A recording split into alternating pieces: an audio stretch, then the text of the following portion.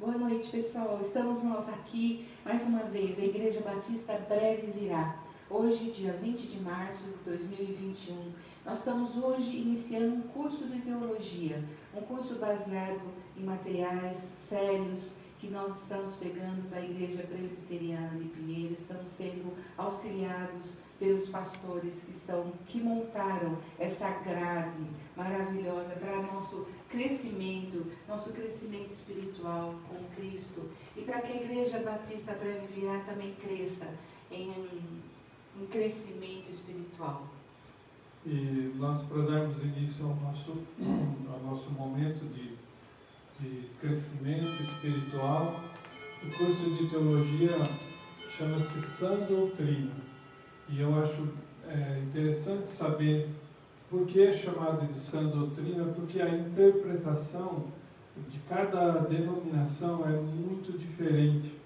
E quando a gente chama de Sã Doutrina, é porque a interpretação ela é baseada em elementos homiléticos, hermenêuticos, exegéticos, históricos,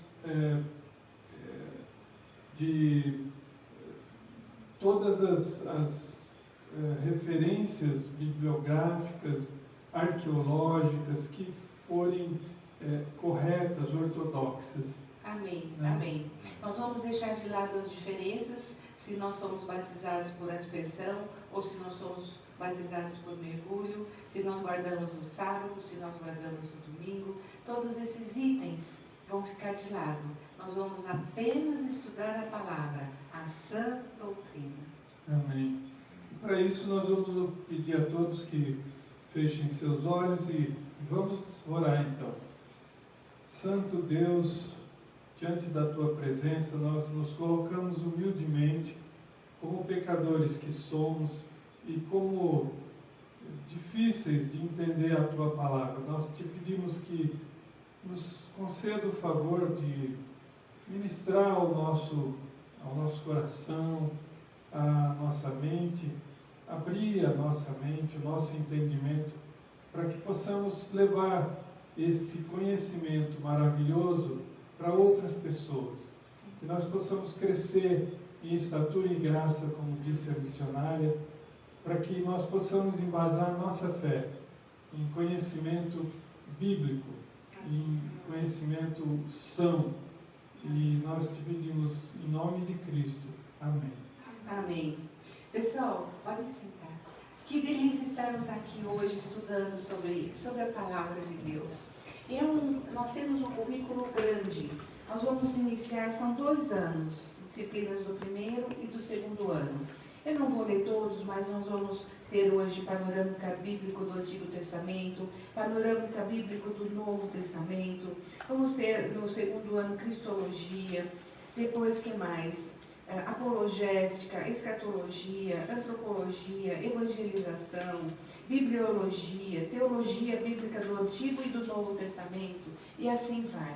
E nós gostaríamos de convidar as pessoas que têm interesse nesse curso. Não precisa, por exemplo, as nossas aulas elas vão ter um começo, meio e fim.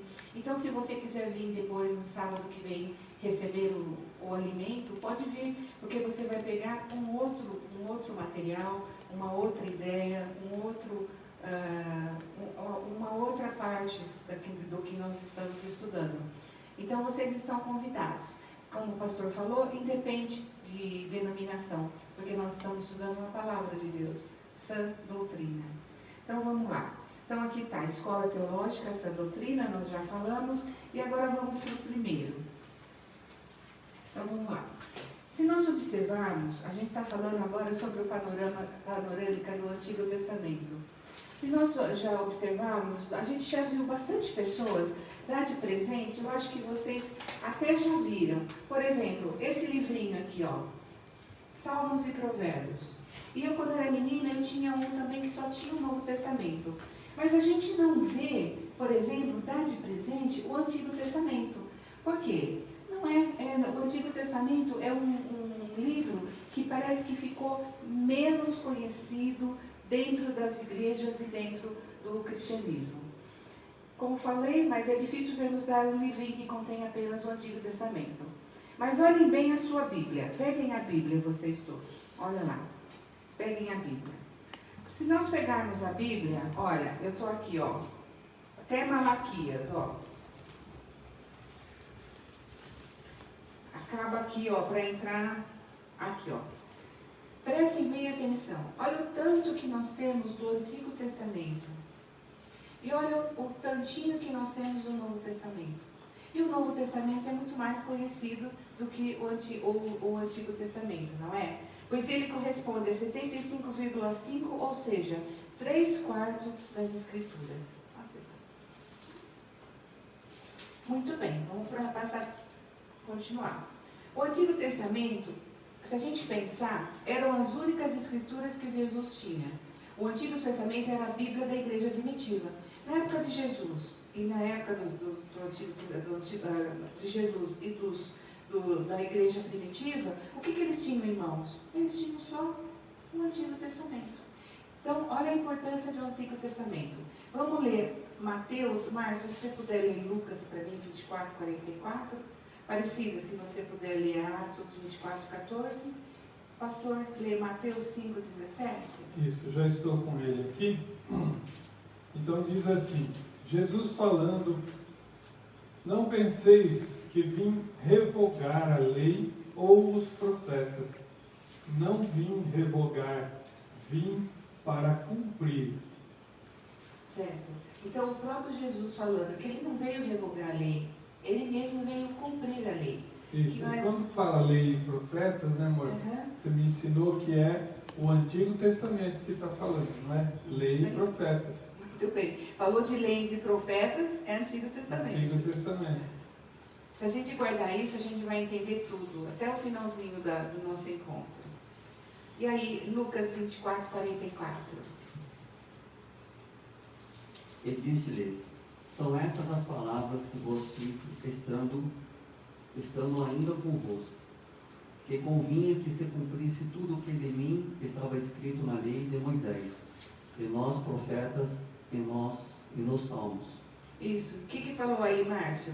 Que havia de cumprir o que estava na lei de Moisés.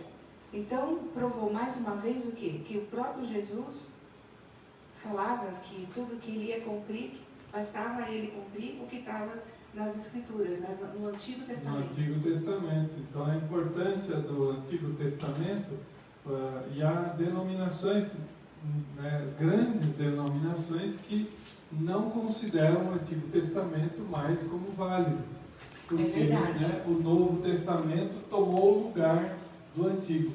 E, na verdade, 70% do Novo Testamento são referências feitas do Antigo. No Novo, tem 70% de conteúdo do Antigo Testamento. Certo. Atos 24, 14. Porém, confesso-te que, segundo o caminho, a que chama seitas assim, eu sirvo ao Deus de nossos pais, acreditando em todas as coisas que estejam de acordo com a lei, nos escritos dos profetas. Isso, falou de novo, de lei, de profeta e os escritos do nosso Pai. Outra vez, está em Atos. Agora, 2 Timóteo 3,15. 2 Timóteo 2,15, né? É. Então, 2 Timóteo 3,15. 3,15. É. E que desde a infância sabes as sagradas letras que podem tornar-te sábio para a salvação pela fé em Cristo Jesus. Então, desde a infância, Timóteo foi ensinado pela mãe e pela avó nas Sagradas Escrituras, no Antigo Testamento. E essa Escritura o torna sábio para a salvação pela fé em Jesus Cristo. Passar então para outra folha. As igrejas em geral conhecem muito mais o Novo Testamento que o Velho Testamento, que nós já comentamos. Podemos dizer com certeza que o Novo Testamento é mais conhecido. Aí a gente cita aqui em Romanos, ele vai dizer que tudo que nós lemos no passado, que tudo que a gente lê lá no Antigo Testamento é para nossa edificação, ensino e educação. Nós temos agora 2 Timóteos 3,16, que é um texto bem conhecido. Toda escritura é útil. Toda escritura é inspirada por Deus e útil para o ensino, para a repreensão, para a correção, para a educação na justiça. E algumas traduções são um pouco diferentes, mas ela quer dizer a mesma coisa, que toda a escritura, ou seja, o Antigo e o Novo Testamento, são inspirados por Deus e são úteis para ensino, repreensão, correção. Isso vem dizer, em resposta àquelas pessoas, algumas igrejas que acham que o Antigo Testamento não é tão importante, Não vale mais. que não vale mais, que só o Novo Testamento. Está aí, toda a Escritura. E toda a Escritura é tudo, é o Antigo e o Novo. Né? É chamado de cânon, como você falou, né, Bê? E isso nós vamos ver agora no cânon. Passando de folha. Muitas vezes, olha lá, falando o que nós estamos falando, o Espírito Santo está conosco. O Antigo Testamento não é valorizado e estudado. Conhecer o Antigo Testamento é uma prioridade que não podemos deixar de lado. Temos que estudar porque era a Bíblia de Jesus, dos apóstolos e da igreja primitiva até hoje. Jesus e os apóstolos usavam essa parte da Bíblia, citavam e fundamentavam seus ensinos no Antigo Testamento. E o Novo Testamento surge a partir do Antigo Testamento. Então, Jesus e os apóstolos usavam essa parte da Bíblia, o Antigo Testamento, né? E ele é a base para o Novo Testamento. O Novo Testamento, só para conhecimento de vocês, ele levou alguns séculos para ser formado, completado, né? Então, digamos que no segundo, no terceiro século é que os estudiosos canônicos foram, então, montando o Novo Testamento. Quer dizer que até perto dos 100 anos aí depois de Cristo, ainda valia, ainda era o Antigo Testamento. Sim, pastor. Toda a pregação de Jesus, toda a pregação dele estava fundamentada no Antigo Testamento. Então, não compreender o Antigo Testamento vai trazer um grande déficit para o entendimento do Novo Testamento. Então, quando a gente vai entender sobre Jesus, sobre toda a tua vida, sobre a tua redenção, tua morte, tua ressurreição, se nós não tivermos amparado no Antigo Testamento, nós vamos ter um déficit muito grande. A gente não vai conseguir entender direito. Precisamos estudar bem o Antigo Testamento, senão não iremos entender o Novo Testamento. Existe uma ligação entre o Antigo Testamento e o Novo Testamento que não pode ser quebrada. Nós estamos aqui estudando sobre esse panorama do Antigo Testamento para a gente poder ter depois a continuidade das aulas, tá? Isso vai ser a nossa base, muito importante. Só lembrando, Claro.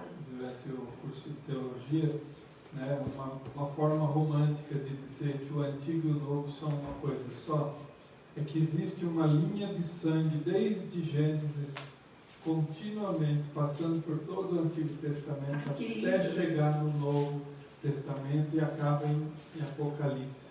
Uma linha de sangue desde o início da Bíblia até o final. Né?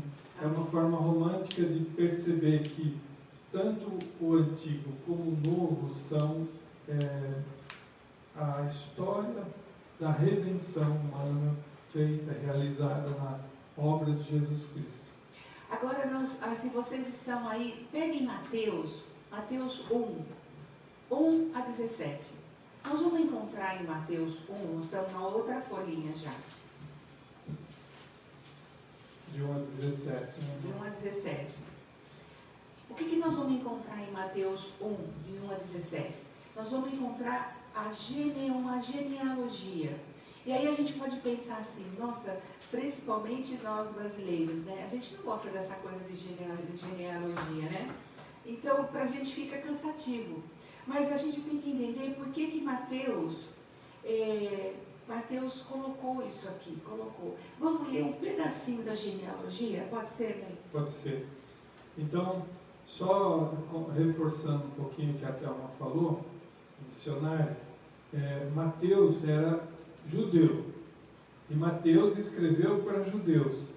E os judeus precisavam de um documento provando que Jesus era descendente de judeus, que Jesus nasceu de pai judeu, de mãe judia.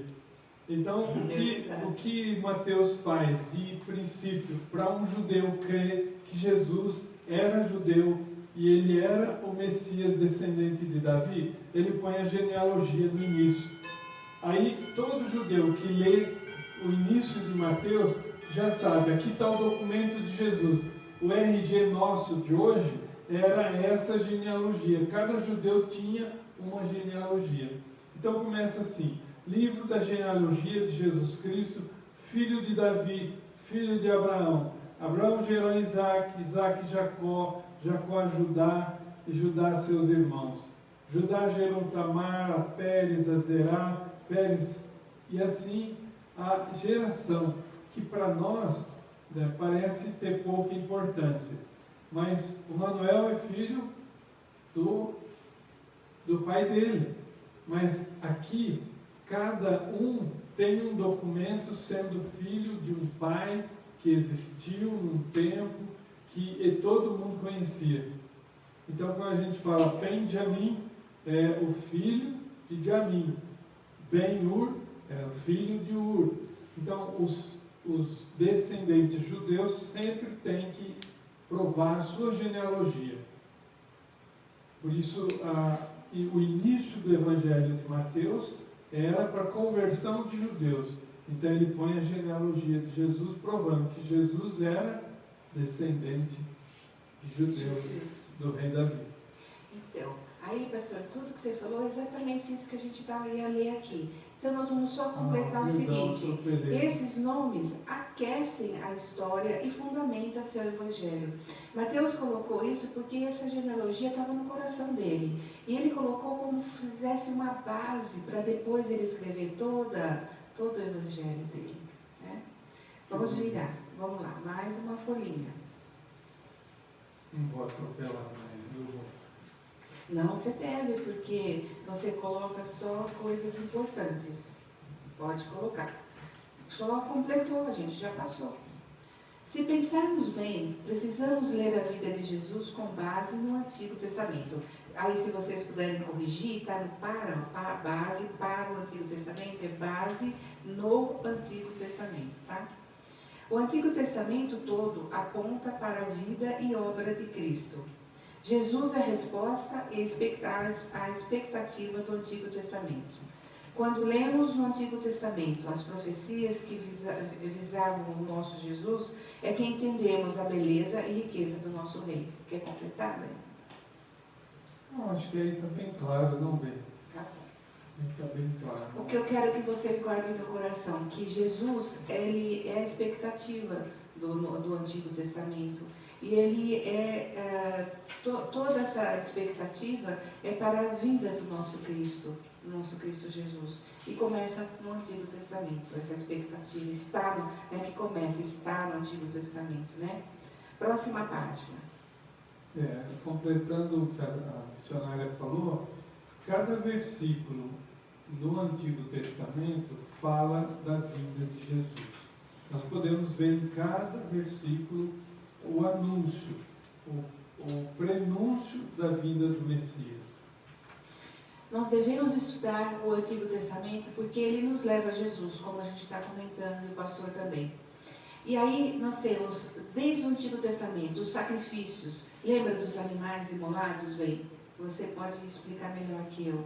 Os ofícios, Jesus, rei, sacerdote, profeta, intercessor, cordeiro. E as narrativas que nós vamos ler. Então, era assim, o pecador, o homem que pecava. Então, vamos pensar num judeu que cometeu adultério. Um judeu da tribo dos levitas cometeu adultério. traiu a sua esposa. Então ele ia até o tabernáculo, no meio do acampamento dos judeus, levava um animalzinho, um cordeirinho perfeito, sem defeito, sem mancha, sem mácula, punha a mão sobre a cabecinha dele e confessava: eu adulterei e pequei contra o Senhor. Aí o sacerdote, ele esgolava, degolava, né, o animalzinho na frente desse homem que acabara de confessar o seu pecado.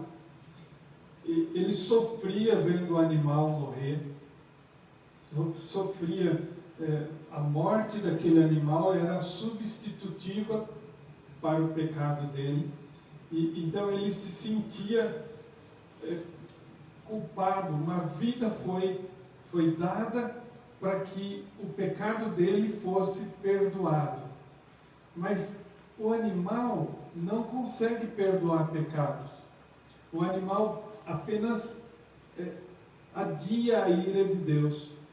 O animal morreu no lugar do pecado daquele homem, mas no final de um ano esse pecado voltava a ser culpa para esse homem. Ele continuava culpado de pecado, porque um animal não é capaz de perdoar pecados.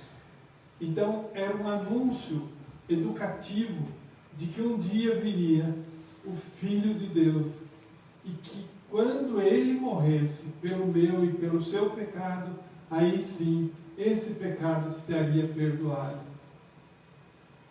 É uma pergunta. Se quiser. Pega esse microfone. É para ouvir aqui, ó.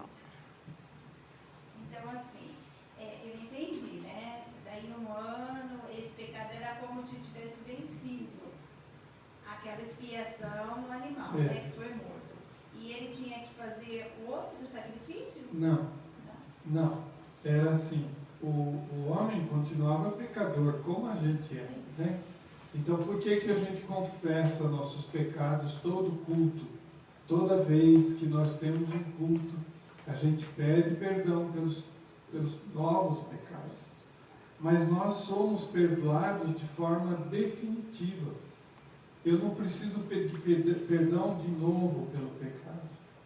Então era uma forma que Deus instituiu para que a pessoa fosse aprendendo que um dia viria um sacrifício definitivo. Eu acho que o que a Silvânia quer saber é o seguinte: ele continuava com aquele pecado, porque o animal não tirou o pecado dele. Só que ele não imolava o animal de novo, mas ele continuava com o pecado. Aí ele poderia imolar um animal por um outro pecado que ele fizesse. Só que ele nunca estava livre dos pecados. Né? A ira de Deus era apenas adiada. Entendeu? A morte daquele animal aplacava a ira de Deus. E a ira de Deus adiava até que a vinda de Jesus tornou a ira de Deus adiada por completo sobre aquele pecado. É complicado para nós porque é uma coisa muito antiga, né? É um tipo de... Então, os animais imolados eram uma sombra de Jesus, que um dia Jesus viria e seria morto no nosso lugar, substituindo a nossa morte. Ao invés de nós morrermos, Jesus morreu. E ali, em vez de o homem morrer por causa do adultério, ele seria morto. Então ele vem e confessa sobre a cabeça do animal, e o animal morre no lugar dele, né? E depois vem os ofícios. Jesus é rei porque ele é descendente de Davi, mas ele é o rei dos reis, filho de Deus. Ele é sacerdote porque ao mesmo tempo que ele é o Cordeiro de Deus que tira o pecado, ele também é o que faz o sacrifício. Ele é profeta porque ele trouxe a palavra de Deus, ele trouxe o Evangelho. Ele é intercessor porque ele está hoje no céu, no ministério de intercessão por nós diante de Deus. Então são os ofícios que Jesus acumulou, todos esses ofícios: rei, sacerdote, profeta, intercessor e o Cordeiro, que morreu de uma vez por todas, né, pelo nosso pecado, no nosso lugar. E depois vem as narrativas sobre isso, né? Então, Números 21, de 4 a Você 9. acha João 3? João 3? É. Ó, aqui, ó. João 3, 14 e 15. Acho que essa passagem de Números 21 é assim: o povo começou a murmurar, a desafiar Moisés, a desafiar Arão e questionar Deus, por que aconteceu isso. E Deus então pôs um monte de serpentes que picavam esses judeus no deserto. Então aí Moisés, como intercessor, orou a Deus e pediu a Deus que fizesse alguma coisa para que os judeus não continuassem morrendo pelas picadas das serpentes, e como castigo, né, a ira de Deus através das picadas das serpentes. Aí então Moisés, ele diz: faz uma serpente de bronze, pendura numa cruz, e qualquer judeu que tivesse sido picado pela serpente é porque pecou, né? E que ele olhar para a serpente de bronze pendurada na cruz, ele vai ser liberto do veneno da serpente. Então era uma maneira também de Deus ensinar que um dia viria alguém que morreria na cruz para aplacar a ira de Deus contra o nosso pecado. A serpente de bronze. E João 3, 14 e 15. Márcia, aí, João 3, 14 e 15.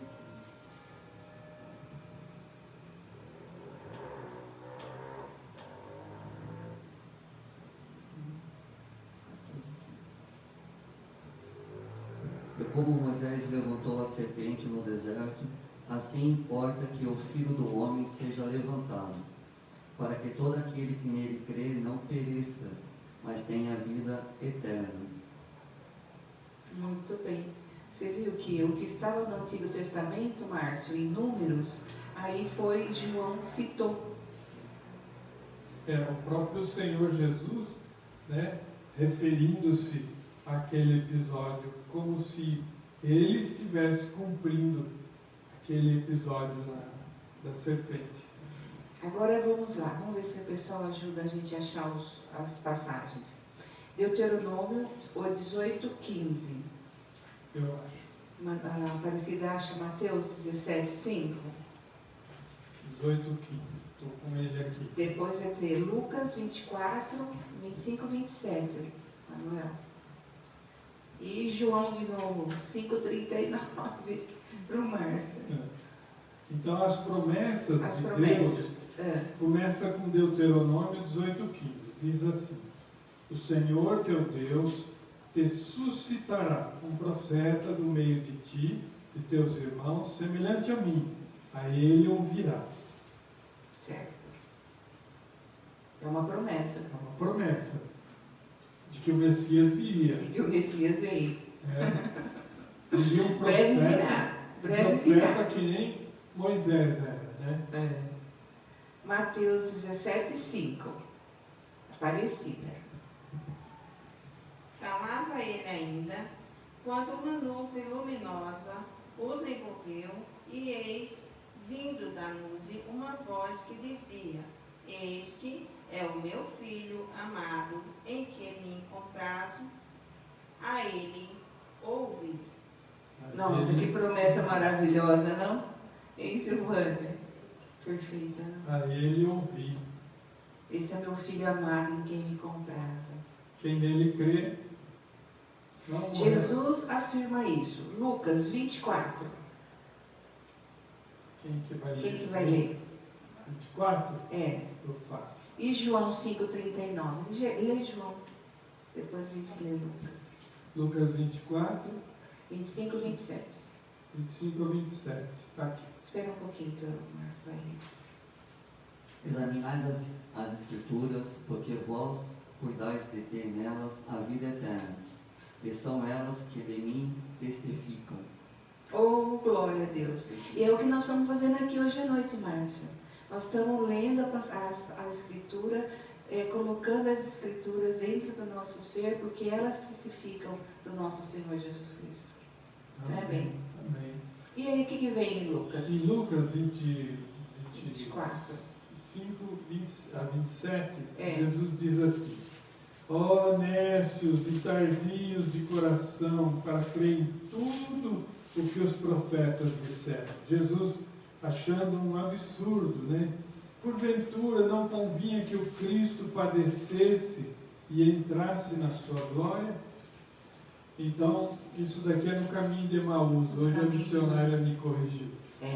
No caminho de Emaús, Jesus estava contando para aqueles meninos lá que estavam, os discípulos estavam cabisbaixos, né?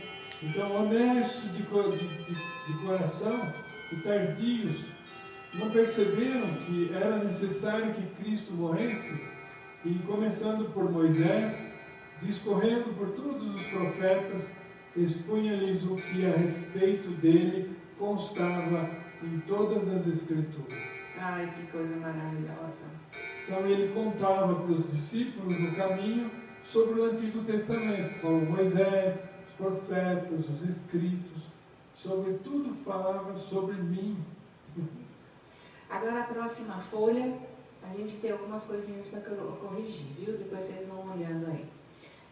Ao chegar ao final do Pentateuco, por exemplo, Gênesis, Êxodo, Levítico, Número, Deuteronômio, todos os cinco livros, todos eles conduzem a uma estrutura dramática da Escritura. Só que aí a gente já vê as 5 grandes alianças. Já está dentro desses 5 livros as 5 grandes alianças. Aí vocês podem virar para o outro, já para outra folhinha já, que aí a gente vai ver as 5 alianças, que eu achei isso incrível, porque eu nunca tive isso tão direitinho na minha cabeça. Quais são as 5 alianças? Eles colocam assim, ó, 5 grandes alianças, deixa eu passar aqui. A adâmica e a de Noé, que a gente vai encontrar em Gênesis 2, 16 e 17, as passagens, né? Depois, a abraâmica, 3, a mosaica, 4, a davídica, 5, a nova aliança. Eu vou pedir para vocês, se vocês não têm anotado, vamos anotar direitinho. Não sei se nós vamos conseguir ler todos, porque são passagens bem longas. Adâmica e Noé é Gênesis 2, 17 e Gênesis 9, 8, 17. Eu estou com ela aqui. Pode ler, bem. Aí eles vão lendo, vão copiando daqui, ó. A aliança, para a nossa língua atual, é interessante a gente saber. Aliança é o que a gente põe no dedo quando a gente casa com a mulher. Eu tenho uma aliança com ela. Quando eu faço um convênio com um plano de saúde, estou fazendo uma aliança com o convênio. Eu pago e ele me socorre. Quando eu faço um pacto de um negócio com alguém, eu te pago daqui 30 dias. Eu faço um pacto. Eu faço um consórcio. Tem várias formas de se explicar, né? Então, a aliança, ela às vezes é chamada de Antigo Testamento, Novo Testamento. Antiga aliança, nova aliança. Por isso que vai mudando de acordo com o antigo pacto e o novo pacto. É a aliança que Deus faz com o teu povo. Peguem, por exemplo, a nova aliança, Isaías 9, 6. Quer ver que lindo? Isaías. A Silvana está falando aqui se seria um compromisso. Seria um compromisso. Um compromisso que, sendo da parte de Deus, é infalível. Da nossa parte, ele é quebrado. Nós sabemos sim. Nós quebramos a aliança todo dia, toda hora, né? Por exemplo, quando a gente lê assim, Isaías 9:6, porque um menino nos nasceu, um filho se nos deu, o governo está sobre os seus ombros, e o seu nome será Maravilhoso Conselheiro, Deus Forte, Pai da Eternidade, Príncipe da Paz. Olha que coisa maravilhosa. É uma aliança que Deus fez com o povo. Olha, vocês vão ter um menino, vai nascer, viu? Ó, um menino vai nascer. Olha que lindo. Quer ver? 9:6. 6. Ó, porque o menino nos nasceu, um filho se nos deu. Então é uma promessa maravilhosa que Deus tem com o seu povo. E todas essas passagens aqui, olha, a gente teria que ler cada uma, está falando da coisa. Vamos perder tempo para ler? Olha a aliança que Você achou a dinâmica de Noé? Deus que fez com Adão. Né? Adão, 2:16. Quer ver? 2,16. E É tão lindo que vale a eu vou pena. ler o 15 também. Tomou, pois, o Senhor Deus ao homem e colocou no jardim do Éden para cultivar e guardar. E o Senhor Deus lhe deu esta ordem: de toda árvore do jardim comerás livremente, mas da árvore do conhecimento do bem e do mal não comerás, porque no dia em que dela comeres, certamente morrerás. Ele fez um pacto com o homem: eu te dou tudo isso, mas você só não pode comer dessa árvore. Só isso. Esse é o pacto que eu faço com você, essa é a aliança, o compromisso, como ela falou, a Silvana, ali assistindo a gente. Esse é o compromisso que eu tenho com você. Se você não quebrar esse compromisso, né, vocês estarão eternamente em minha presença. Eu achei aqui a abraâmica, que é Gênesis 15, 5 e 6. Olha só, olha a aliança que Deus fez com Abraão. Então conduziu-o até fora e disse: olha para os céus e conta as estrelas, se é que o podes. Ele disse: será assim a tua posteridade. Ele creu no Senhor e isso lhe foi imputado para a justiça. É isso aí. A aliança de Deus é sempre de Deus conosco. Ele nunca quebra, a gente sempre quebra. Êxodo 2, 7. Você procura outra depois? 2, 7. Aqui. Então disse sua irmã, a filha de Faraó: queres que eu vá chamar uma das hebreias que sirva de ama e te crie a criança? Respondeu a filha de Faraó: vai, saiu, pois a moça e chamou a mãe do menino. Então ele disse à filha de Faraó: leva esse menino, não é aqui. Qual é? De Moisés. De Moisés é Êxodo capítulo 3. Foi É isso. só os primeiros Foi isso. versículos. Pessoal, corrige que eu acho que a gente estava estudando, é 3. Ele já estava corrigindo. É 3. O meu que está errado. É 3. Mas é 3 inteiro. É 3 É inteiro. 3 inteiro. Se você ler o comecinho da sarça aqui esse aqui, ó, do 7, um pouquinho mais que o 7. É a parte da sarça, né? Então disse consigo, aqui: apareceu-lhe o anjo do Senhor numa chama de fogo no meio de uma sarça. Moisés olhou e eis que a sarça ardia no fogo e a sarça não se consumia. E tem aquele pedaço que ele fala do coisa também. Talvez seja esse aqui. Eu sou o que sou, disse mais, assim dirás aos filhos de Israel: eu sou, me enviou a vós outros. Então Deus faz uma aliança com Moisés e envia Moisés para libertar o povo da escravidão do Egito, né? Então ele faz uma aliança, mas o que eu falo para o faraó? Eu vou chegar lá para o faraó, vou dizer que precisa libertar os escravos? É 3 inteiro mesmo. Então diga para ele que eu sou o que sou. E depois tem em 1 Samuel, Agora Davi, aliança com Davi. aliança com Davi. Então, 1 Samuel 16:13. Aqui, só para os irmãos entenderem, depois do livro de Juízes, os homens quiseram que Deus desse um rei para eles, um rei humano, para governar sobre eles. E Deus falou assim: tudo bem, vocês querem um rei humano? Eu vou dar um rei humano para vocês. E deu Saul. Só que Saul quebrou a aliança. Ele foi ungido rei e quebrou a aliança. Então, daí Deus disse: Saul não é mais rei sobre os judeus. Eu vou ungir outro rei. E aí faz isso. Manda Samuel. Tomou Samuel o chifre de azeite e ungiu no meio de seus irmãos.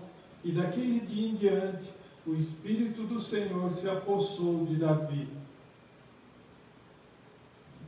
A aliança de Deus com Davi, né? Ele ungiu Davi, o rei, o seu representante no meio do povo, o seu rei humano no meio do povo, né? Por isso chama aliança, chama pacto, chama compromisso, como a Silvana disse. E aí chegamos à nova aliança, porque é a aliança aqui, o menino nos deu, né? Então, o nosso Jesus Cristo, essa é a nova aliança que Jesus prometeu para nós, o Cordeiro de Deus que vinha tirar o pecado do mundo. Tá certo, bem? E aí nessa aliança tem uma coisa interessante. Diz, no início do versículo, diz assim: guardem bem isso porque é para a vida de vocês. Jesus era perfeitamente homem e perfeitamente Deus. Os testemunhas de Jeová negam que Jesus é Deus. E tem gente que nega que Jesus é homem, que é apenas o docetismo, diz que Jesus é apenas uma imagem fantasma. Jesus não existiu como homem, como corpo humano. Jesus apenas era um fantasma. E os testemunhas de Jeová dizem que Jesus não era Deus. Mas veja nesse versículo: um menino nos nasceu, o Jesus humano. Um filho se nos deu, o Filho de Deus, porque Deus amou o mundo de tal maneira que deu o seu Filho. Então, no mesmo versículo, como é que um homem pode pensar nisso quando ele escreve a poesia que é a Bíblia? O homem não tem inteligência para entender isso. E ele escreveu: um menino nos nasceu, Jesus, o Filho de Maria. Um filho se nos deu, Jesus, o Filho de Deus. Amém.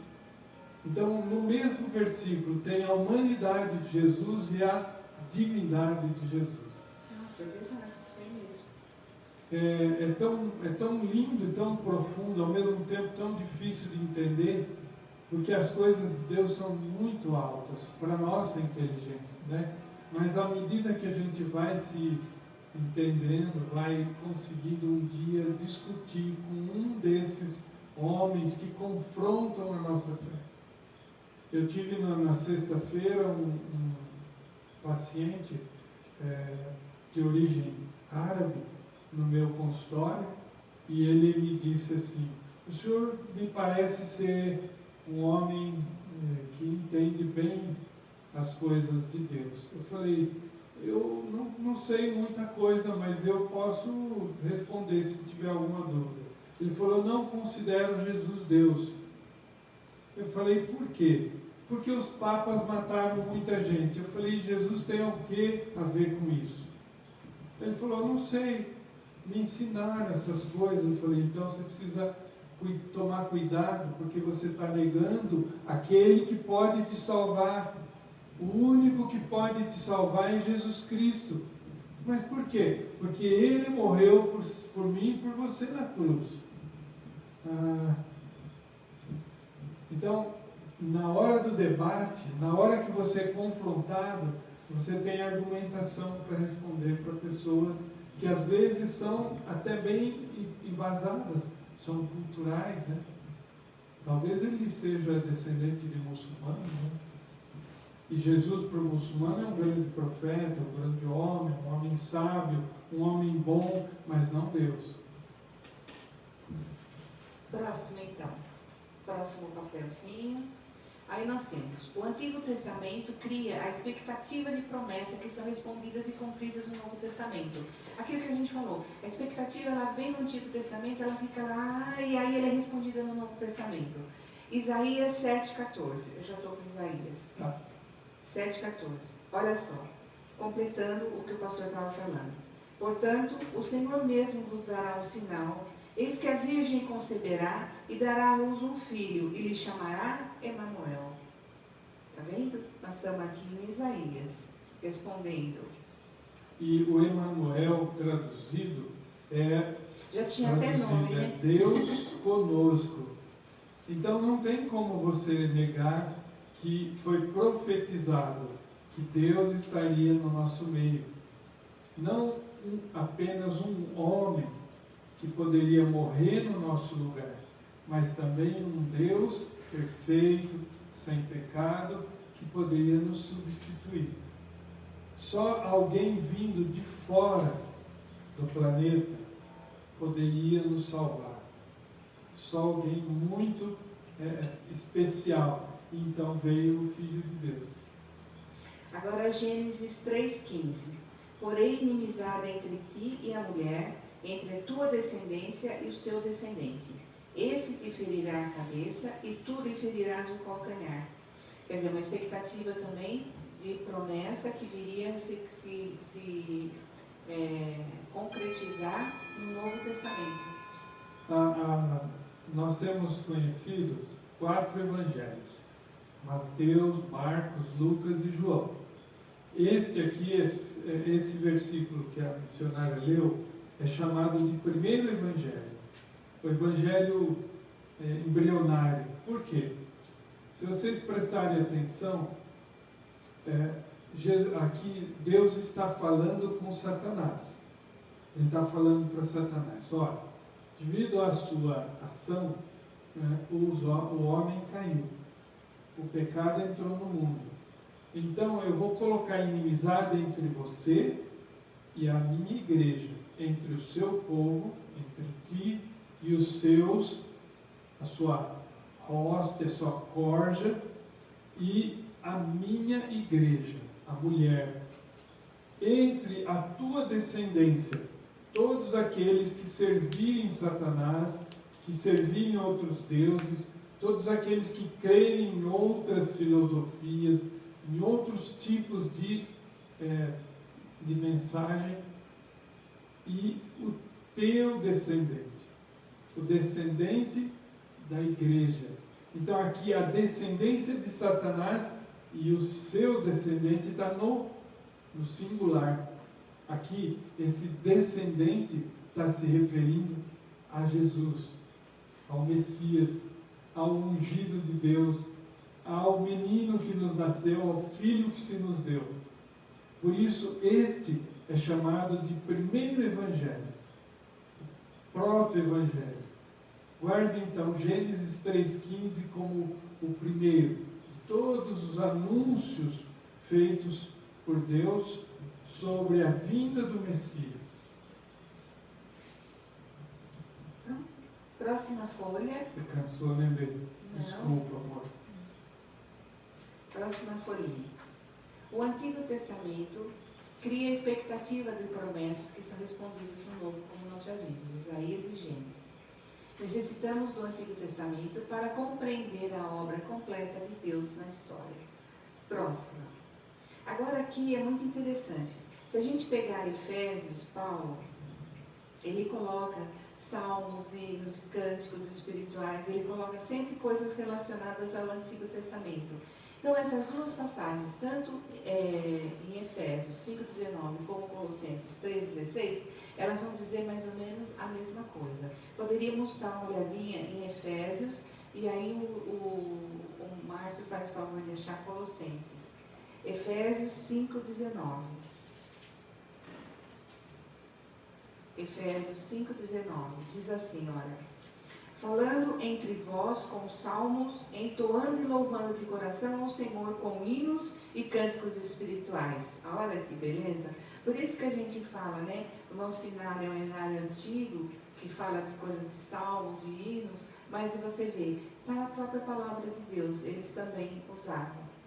Colossenses 3,16.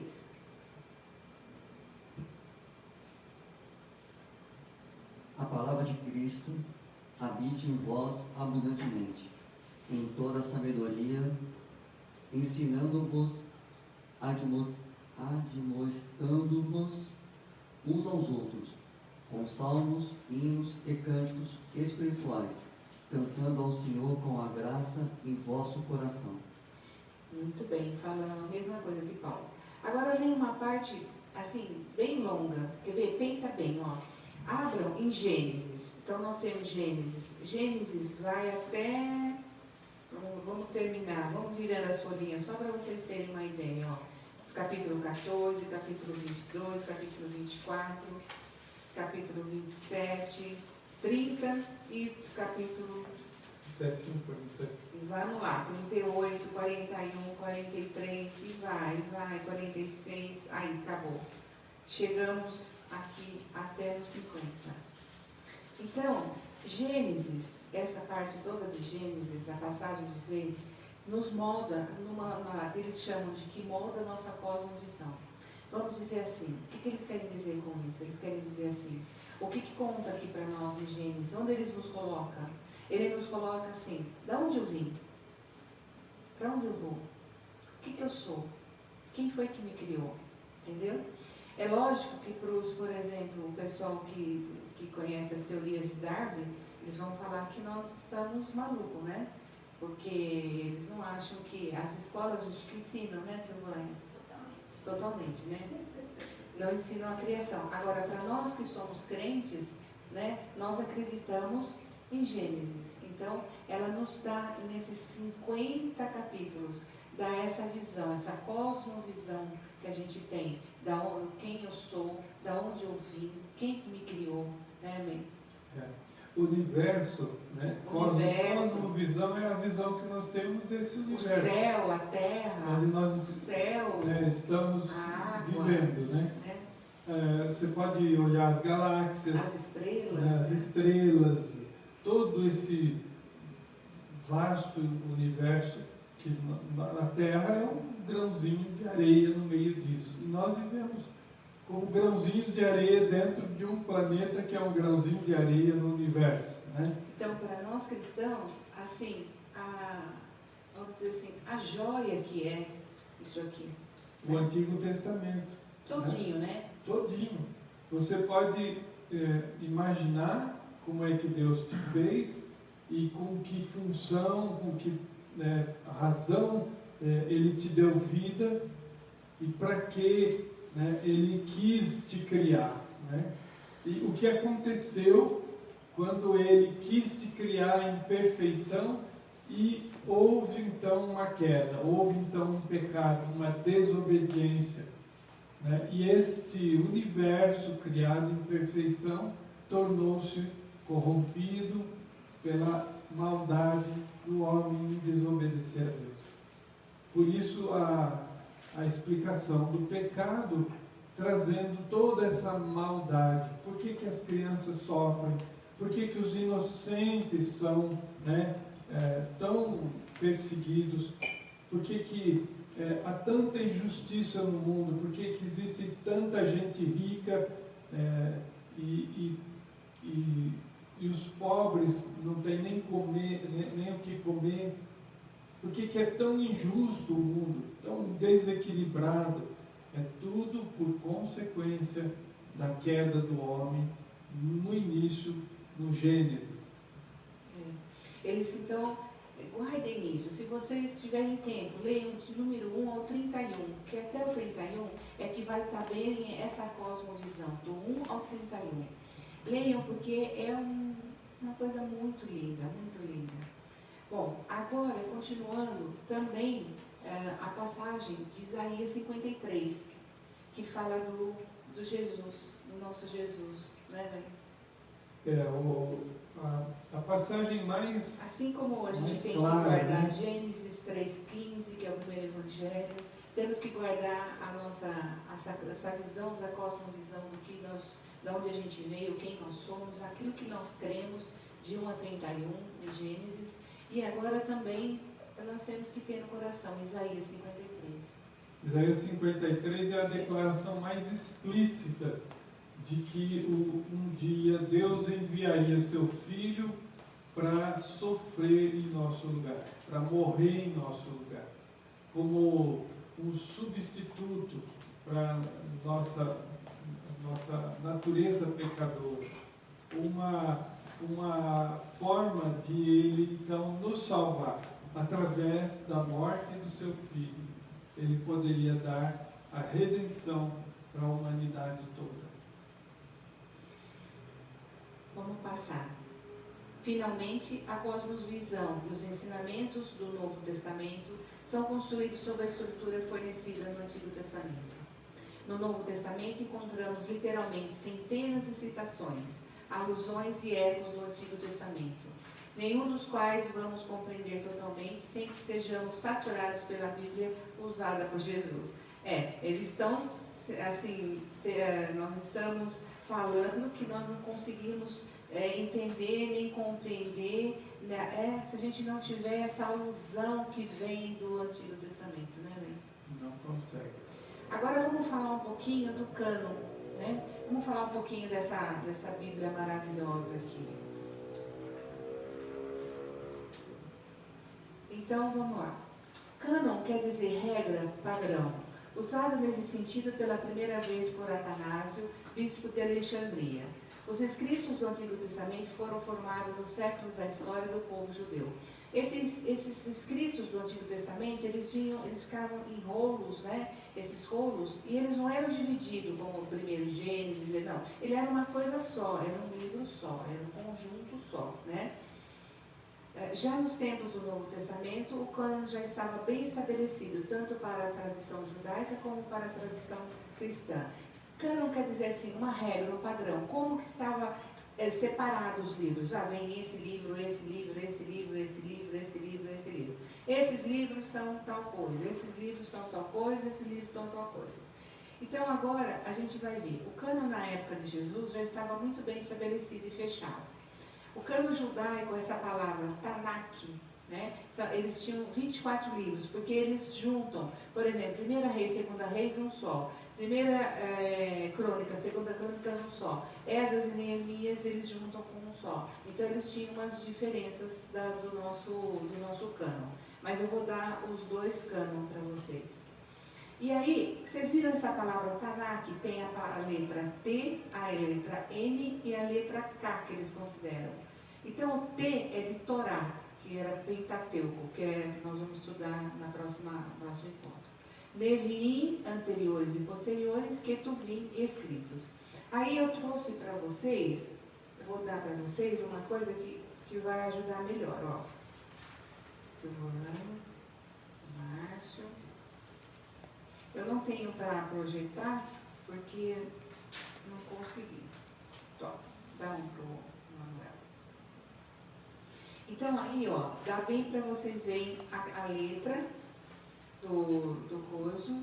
Tem pressão para mim, Manuel. Pressão só para eu ver direitinho aqui. Então, ó, aqui em cima está escrito assim, ó, os 39 livros e não 46. 46 são os livros da Igreja Católica, que ela tem a mais, que são Tobias, Judite, Sabedoria, Baruque, Eclesiástico e Macabeus, 1 e 2. Aí a estrutura da Septuaginta. Históricos. Pera um pouquinho só. Esse aqui é o do Protestantes. Eu não queria dar do Protestante agora para vocês. Pera, Protestante eu vou dar depois. Mas pode guardar, que depois vocês vão ver. Não, pode pegar, pode ficar, que depois vocês vão ver também. Ó, cânon judaico. Pessoal, aqui é assim, bem aula mesmo. Ó. Aí, agora vem, ó, Tanakh. Tá vendo? Aqui ficou melhor, tá bem mais explicadinho. O T, Torá, o N, Neviim e o K, Ketuvim. Aí o Torá ocupa papel central em todo o cânon. Aqui tem os 24 livros, que a gente não vai entrar em tanta coisa. Agora, eu quero que vocês vejam como que era o cânon judaico. Então, a divisão judaica, ó. Depois a gente vê a protestante. Então vamos lá. A primeira, ó, a divisão judaica. Lucas 24, 44. Aí depois, ó, vem a lei, que é Torá, profetas, Neviim, e os escritos, Ketuvim. Agora, embaixo da lei, vem os livros que são Pentateuco, Gênesis, Êxodo, Levítico, Número e Deuteronômio. Dos profetas, de Neviim, aí eles chamam de anteriores e posteriores. E os escritos de Ketuvim, tem os poéticos, os rolos, festas e a história. Essa é a divisão judaica. Agora sim, agora vamos ver a divisão que a gente usa agora, ó. A nossa divisão agora, ó. Segura esse aqui. Top. Agora a nossa divisão. Eu achei bastante interessante saber da judaica também, então eu trouxe também a judaica. Aí. Agora, olha só, a protestante. A protestante fica assim, ó. Então tem esse primeiro papel aqui, ó, que vocês têm, ó, os históricos, os poéticos e os proféticos. Top. Pode pegar. Aí, ó, olha lá em cima, o cânon dos protestantes, que somos nós. Nós dividimos assim, ó, tem os históricos, os poéticos e os proféticos. Dentro dos históricos, entra o Pentateuco e a história. Pentateuco de Gênesis a Deuteronômio e história de Josué até Esther. Aí os poéticos, então vem os sapienciais e os poéticos. Jó, Provérbios, Eclesiásticos, os poéticos, Salmos e Cantares. Aí os outros proféticos, vêm os maiores e os menores, os profetas maiores e menores. Os maiores, Isaías e Daniel, e os menores vêm desde Oséias até Malaquias. Esse é a nossa divisão. E é assim que nós vamos estudar. Viu, pessoal? Aqui na nossa aula, é importante, eu coloquei isso aqui, infelizmente eu não consegui colocar lá, mas é dessa forma que nós vamos estudar. Hoje nós estamos estudando o panorama e depois a gente já começa os históricos. E aí a gente vai seguindo todos os históricos, depois todos os poéticos, depois todos os proféticos. Então, o nosso cânon protestante, nós temos os históricos, os poéticos e os proféticos. Históricos, poéticos e proféticos. Se a gente já souber isso, já é uma grande coisa. E depois o que vai entrando dentro dessas três, a gente vai estudando com mais calma, tá? Nós estamos terminando já quase, vamos só, essa aqui já foi, ó. Por hoje, né, nós vamos terminando aqui. Aqui, ó, eu vou recortar com vocês, o Torá, que é Gênesis, Êxodo, Levítico, Números e Deuteronômio. Os profetas, Levine, são os anteriores e os posteriores. Os anteriores, quais são? Josué, Juízes, 1 e 2 Samuel, 1 e 2 Reis. E os posteriores, Isaías, Jeremias, Ezequiel, profetas menores. Aí, tem no outro papel, os escritos Ketuvim, são os poéticos, rolos de festas e história, que nós temos ali. Jó, Salmos, Provérbios, rolo de festas, cânticos, culto e lamentações, Eclesiastes e Esther, história, Daniel, 1 e 2 Crônicas, Esdras e Neemias. Agora chegamos aqui. No total, o cânon ocidental protestante consta de 39 livros. E aí a Igreja Católica Romana, que tem 46, que nem nós falamos, que tem aqueles livros a mais, que são os livros apócrifos. Mas eles não são considerados dentro da Igreja, porque eles não foram, lá no início do cânon, eles não estavam, né, velho? E também existem algumas, dentro do livro, por exemplo, de Tobias, de Judite, existem algumas contradições. Eclesiástico, 1º e 2 Macabeus, algumas contradições com o cânon de 39 livros. Então, eles foram considerados livros apócrifos, com valor histórico, com valor, mas não valor canônico. Então, eles não foram incluídos como no cânon protestante. Muito bem. E aí, nós chegamos lá. A estrutura dos protestantes advém da Septuaginta, tradução grega. E nós vamos parar aí com a tradução Septuaginta, bem? A Septuaginta foi uma iniciativa de um dos reis, Seleucidas, do século III a.C., 250 anos antes de Cristo, que ele queria muito que a biblioteca de Alexandria fosse a maior do mundo. E um dos livros que faltava na biblioteca era a Bíblia judaica, né, o que seria o correspondente ao Antigo Testamento até Malaquias. Então, eles chamaram 70 sábios dos judeus e traduziram a Bíblia do hebraico para o grego, e a Biblioteca de Alexandria passou a ter a Bíblia judaica em grego. E a nossa Septuaginta é a base da nossa Bíblia protestante. Isso. Agora a gente vai virar até as 10 razões pelas quais o Antigo Testamento é importante e vamos parar aqui, tá bom? Tem uma coisa aqui do Salmo do... Então, nosso espectador aí, Lúcio Vitor, que é de Bauru, obrigado, irmão, pela sua audiência, por sua companhia. Nós te abençoamos daqui, com a palavra de Deus, e nós também concordamos com você. O Salmo 27, versos 13 e 14, está aberto aqui. Salmo 27, versos 13 e 14, muito lindo, irmão. Concordo, a missionária vai ler para nós deliciarmos com esse e terminarmos então nossa aula. 13 e 14. Eu creio que verei a bondade do Senhor na terra dos viventes. Espera pelo Senhor, tem bom ânimo e fortifique-se o teu coração. Espera, pois, pelo Senhor. Oh, glória! Olha, eu estava precisando dessa palavra, viu?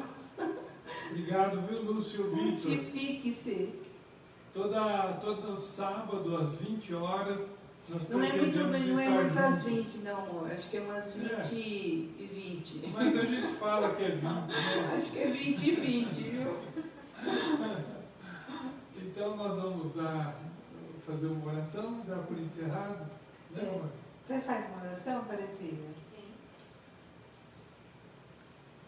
Aparecida, se puder tirar a máscara, é melhor para escutar aqui.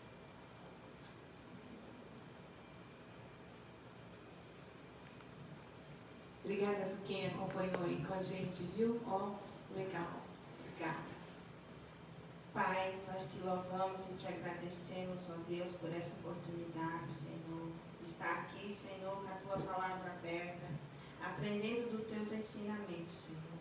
Que eles venham, Senhor, primeiro nos prepara, Pai, a nossa mente, o nosso coração, Senhor, para que a gente possamos discernir, Pai, aquilo que o Senhor quer falar conosco, e não somente para aprender e ficar conosco, mas assim, Senhor, como este momento, levar a todas as pessoas, momento gostoso, maravilhoso, como é doce a tua palavra, ó Deus. E nós te agradecemos, ó Deus, por estar aqui nesta união, Pai, aprendendo da tua palavra, Senhor, querendo saber mais dos teus ensinamentos, ó Deus. Nós te glorificamos, ó Deus. Muito obrigada, Pai, por este momento. E através desse estudo, Senhor, desses ensinamentos, possamos, Senhor, nos encher, Pai, e possamos crescer, Senhor, na tua palavra, no teu conhecimento, e levar as pessoas, ó Deus, que precisam de ti, que não têm, Senhor, esse privilégio, como o Senhor nos proporcionou nesse momento. Agradeço pela vida de todos os irmãos ouvindo. Agradeço, Senhor, pela vida do pastor José Benedito, pela missionária Thelma, pelos nossos irmãos aqui, que são poucos reunidos, mas todos aqueles que ouvem ou que ainda vai ouvir, ó Deus. E que este seja um início, Senhor, de muitos estudos que ainda virão, e que a gente possa crescer em estatuto, Pai, da tua palavra e do teu conhecimento, ó Deus. Muito obrigada por tudo. É isso que eu te agradeço, em nome do teu Filho Jesus, Pai. Amém. Amém. Amém. Então, vamos ficar em pé para dizer tchau para vocês, viu? E até então, domingo, 7h30 nós temos o culto. E a semana que vem, se Deus quiser, a gente continuará com a nossa aula de teologia da sã doutrina. Tchau, pessoal. Tchau, boa noite. Boa Deus noite. abençoe. Deus abençoe.